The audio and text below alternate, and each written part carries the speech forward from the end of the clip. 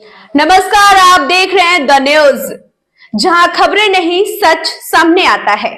मैं हूं प्रतिमा पांडे और इस डिजिटल प्लेटफॉर्म पर हम आपके लिए लाते हैं देश दुनिया की हर बड़ी खबर। प्रयागराज तीर्थराज, अध्यात्म, सनातन संस्कृति और वैदिक परंपरा की पावन भूमि प्रयागराज आज एक दिव्य क्षण के साक्षी बनी, जब ज्योतिर्मठ के उत्तरमान्य ज्योतिरापीठाधीश्वर जगत गुरु शंकराचार्य स्वामी श्री अविमुक्तेश्वरानंद सरस्वती जी महाराज का पावन आगमन माघ मेला क्षेत्र में हुआ। महाराज जी के आगमन से संपूर्ण संगम नगरी भक्ति रस और आध्यात्मिक चेतना से ओतप्रोत हो उठी। महाराज जी का स्वागत वैदिक मंत्रोच्चार, शंखनाद एवं हर हर महादेव के जय घोष के साथ संतों, साधुओं एवं श्रद्धालुओं द्वारा किया गया।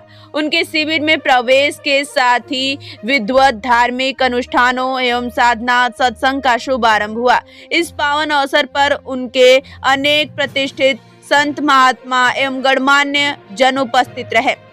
प्रमुख रूप से सर्व श्री दंडी स्वामी अनंत श्री सदाशिव ब्रह्मोद्रानंद सरस्वती जी, सांक भरी पीठाधीश्वर सिद्ध भैरव तंत्र आचार्य श्री महंत सहजानंद ब्रह्मचारी जी, महंत ब्रह्मचारी श्री धरानंद जी और पंकज पांडे मेला प्रभारी सहित अनेक संत गण उपस्थित रहे। इसके अतिरिक्त श्री राम सजीवन शुक्ल, विकास शुक्ला, रत्नेश मिश्रा, विवेक शुक्ला, दिलीप तिवारी, योगीराज, मनीष तिवारी, योगेश शुक्ला, सत्यम चौबे, शिवम तिवारी, ललित तिवारी, कार्तिकेय तिवारी एवं अन्य श्रद्धालु एवं गणमान्य व्यक्ति भी इस अवसर से साक्षी बने। प्रयाग प्रवास के दौरान जगत गुरु शंकराचार्य जी महाराज द्वारा गुप्त नवरात्र के विशेष अनुष्ठान संपन्न किए जाएंगे। प्रयाग माता भगवती ललिता देवी का सिद्ध शक्तिपीठ क्षेत्र होने के कारण इस साधना का विशेष आध्यात्मिक महत्व है। यह अनुष्ठान राष्ट्र की सुख समृद्धि, सनातन धर्म की सुदृढ़ता तथा लोक कल्याण की भावना से किया जा रहा है। महाराज जी के सानिध्य में प्रतिदिन सत्संग, वेदांत प्रवचन एवं भगवती का विशेष आरती का आयोजन होगा। उनके आगमन से माघ मेला क्षेत्र में श्रद्धालुओं की आस्था और उत्साह में उल्लेखनीय वृद्धि दिखी जा रही है। विषय हुआ है रामचरितमानस के चौपाइयों को लेकर के भी लोग उस पर हमले कर रहे हैं। यहाँ तक कि यहाँ माघ मेले में कुछ लोग भगवाधारी जो सनातन का वस्त्र धारण करके सनातन का अपमान कर रहे हैं, ऐसे लोग धीरे धीरे सनातन का नुकसान कर रहे हैं। इस पर नहीं, बात यह है कि ऐसा करने की कोशिश होती है। देखिए, जब राम रावण का युद्ध हो रहा था तो रावण जब देखा कि मामला गड़बड़ हो रहा है तो उसने अपनी सेना को आदेश किया कि सब लोग बानर भालू निशाचरो, अब निशाचर रूप छोड़ो, बानर भालू का रूप बना करके जय श्री राम का नारा लगा करके लड़ना शुरू करो। तो जब जय श्री राम का नारा लगा करके आ गए तो बानर भालू भ्रम में पड़ गए कि अरे अब क्या करें, इनकी वो हम कैसे मारे, ये तो जय श्री राम बोल रहे हैं। तो ये तरीका पहले से अपनाया गया है, लेकिन क्या होता है कि जब मार पड़ती है तो असली रूप सामने आ जाता है।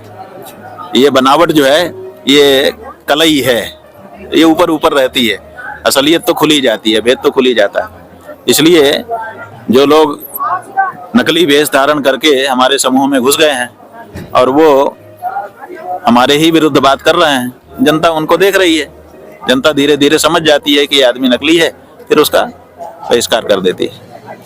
और स्वामी जी, एक मुद्दा सबसे जो ज्वलंत है इस समय, गो और गंगा को लेकर के, गंगा जी को लेकर के आज लगभग पिछले 40 सालों से सफाई अभियान पे ढेर सारे गवर्नमेंट के अभियान चले, व्यक्तिगत संस्थाओं के भी अभियान चले, लेकिन फिर भी मामला जस का तस है।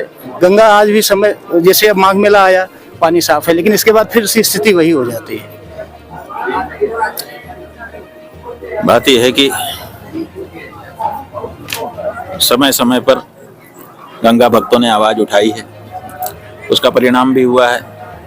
पहले जब आवाज उठाई तो गंगा कार्य योजना बनी, फिर नहीं काम हुआ तो फिर गंगा कार्य योजना द्वितीय चरण बना, फिर काम नहीं हुआ तो गंगा कार्य योजना को निरस्त करके गंगा नदी घाटी प्राधिकरण बनाया गया। उसके बाद से एक व्यक्ति आ गए, वो बोले कि हमको तो गंगा ने ही बुलाया है।